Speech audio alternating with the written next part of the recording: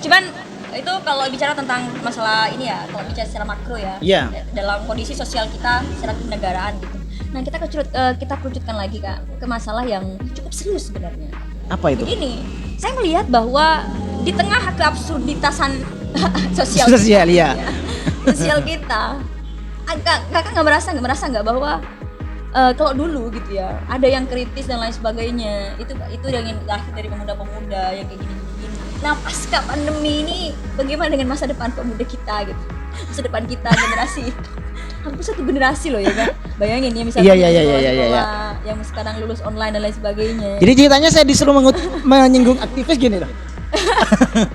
Oke. Iya, kamu aktivis kan belum lulus kan Kak ya? Subhanallah. Iya. Saya aktivis sudah. Kayak gini.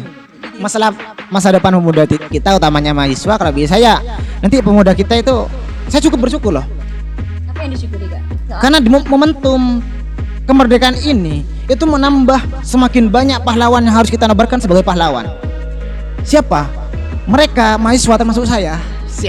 Dia suka rebahan. Apa pahlawan mereka? Mereka rebahan di rumah. Karena mereka suka rebahan di rumah, mereka lupa untuk melihat sebagai agent of change atau social controlnya, mereka lupa. Karena mereka lebih mengejar status sebagai seorang pahlawan rebahan di rumah. Karena sebenarnya agent of change sebenarnya beda media. Media. Tapi bukan lantas diam. Gitu loh. Wah, kita kok nyampe ke sana pembahasannya gitu loh. Nah, karena itu yang bisa kita jangkau gitu, yang bisa kita jangkau yang paling dekat dengan kita tuh persoalan itu gitu. Iya. Yang walaupun ya dalam arti kalau kata menyebut tentang pahlawan tadi ya, bahwa remaja-remaja sekarang tuh jiwa nasionalismenya tinggi. Iya, tinggi banget. Karena mereka diam di rumah saja itu menolong Indonesia. Menolong untuk terciptanya klaster penularan Covid. Memutus gitu. Iya, memutus. Tapi justru menciptakan jaringan baru untuk membodohi masyarakat, baik dari korupsi atau kebijakan lain yang mencederai masyarakat itu sendiri. Jadi mereka itu pahlawan dua. Kalau bagi saya mereka cocoknya dinobatkan sebagai pahlawan memperjuangkan dua hak. Pertama, hak masyarakat untuk selamat dari Covid. Kedua, hak pemerintah utamanya Dewan Perwakilan Rakyat untuk bisa menikmati seluruh hak mereka yang ada di Indonesia termasuk hak masyarakat. Yang terakhir kan dua. Itu sudah cukup dua. Iya sih. Jadi dan ini yang saya khawatirkan pasca pandemi ini, kan kita sudah hampir 2 tahun ya. Iya. Jadi teman-teman yang lulusan tingkat kepercayaan masyarakat juga terhadap mahasiswa. Nah, iya itu akan menurun. Kenapa? Kita nggak punya kita tidak punya sumbangsih yang berarti gitu ya. Dalam arti di sini hanya beberapa gelintir orang saja, dan itu pun yang punya privilege tertentu gitu kan. Punya privilege tertentu. Itu sih yang mungkin bisa kita khawatirkan atau keresahan-keresahan kita di tengah pandemi seperti sekarang atau pasca pandemi nanti. Jadi kita ini wajar ya kalau katanya wajar, itu. Kak Sofan kemarin, kita sedang dihadapkan dengan masyarakat risiko gitu. Risikonya tadi itu risiko terhadap mahasiswanya seperti ini. Risiko terhadap kebijakan. Cuma yang menarik kalau bagi saya, sekarang kita coba kita urai sedikit saja barangkali dari beberapa variabel yang harus kita ketahui saat kita berbicara persoalan kepercayaan masyarakat. Baik itu dari misalnya transparansi, pemerintahan, sesuatu yang bersifat akuntabel, keadilan, atau beberapa variabel lain yang dipandang itu sangat berpengaruh signifikan terhadap kepercayaan masyarakat itu sendiri.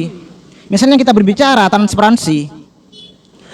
Oke lah, kemarin itu ada, saya lupa namanya karena memang itu tidak patut untuk diingat dan tidak patut untuk dikenang. Tidak patut masuk ke memori gitu ya. Tidak patut untuk masuk ke memori, mungkin masuk ke apa ya, yang lebih parah gitu loh. Spam ya, spam otak kita. Spam banget gitu loh.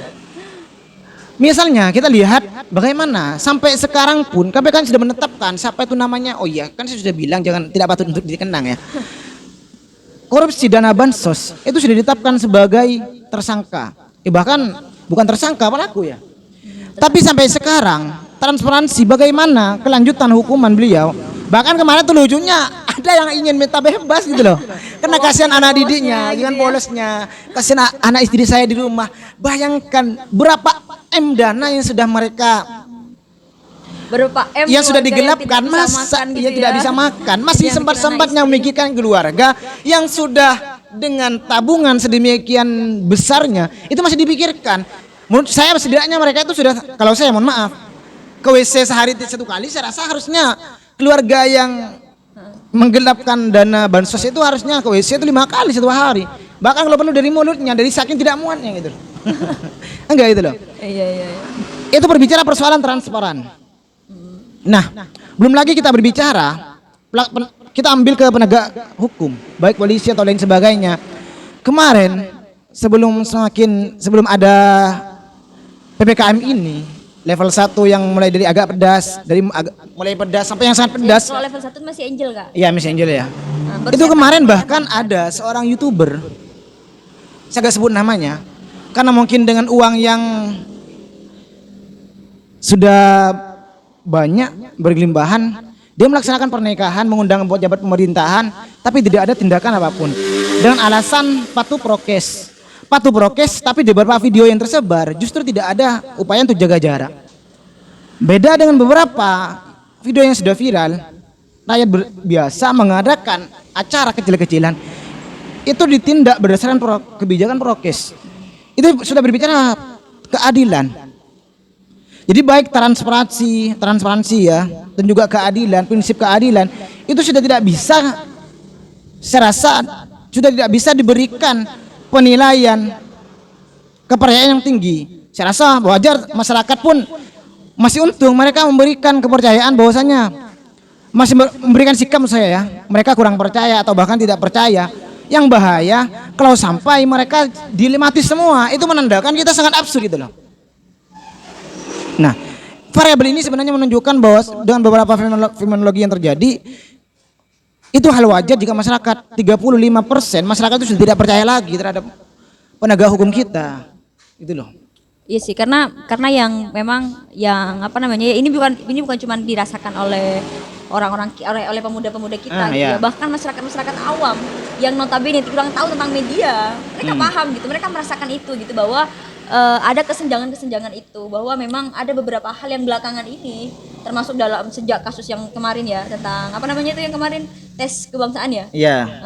Deswasbang itu. Sebelum itu sudah mulai kayak ada yang salah dengan penegak hukum kita gitu ya, atau dengan ada yang mengganjal dari kepercayaan masyarakat terhadap penegak hukum kita gitu. Makanya mungkin itu yang menjadi indikator dari 35% ini mereka sangat tidak percaya penegak hukum, atau yang beberapa institusi yang kita ambil dari Saiful Mujani Research Center tadi. Sebenarnya juga banyak penelitian-penelitian yang berkaitan dengan kepercayaan masyarakat juga. Cuman tadi belum diakses secara menyeluruh ya oleh teman-teman Citizen Today. Jadi itu yang kita angkat untuk kita kaji, bahwa ada yang cukup ya kalau kita bandingkan 1:3 ya. 1:3 antara orang yang percaya dan tidak percaya. Ya, dan benar juga katanya Kak Ali tadi, bisa jadi dari beberapa respondennya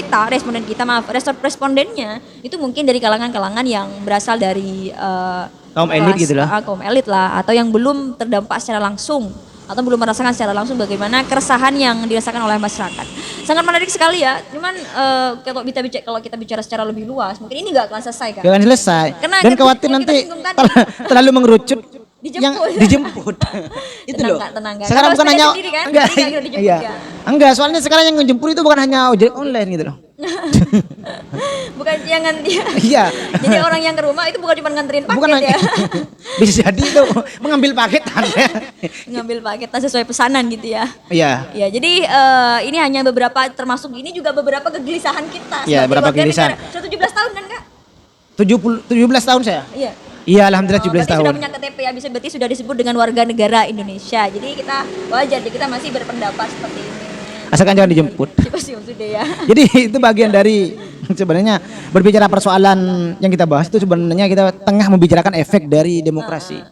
Risiko-risiko yang muncul dari demokrasi. Seandainya kita menggunakan bukan sistem demokrasi ya, saya rasa kepercayaan terhadap pemerintahan itu tidak perlu menjadi tolak ukur ya. Sesuatu yang penting.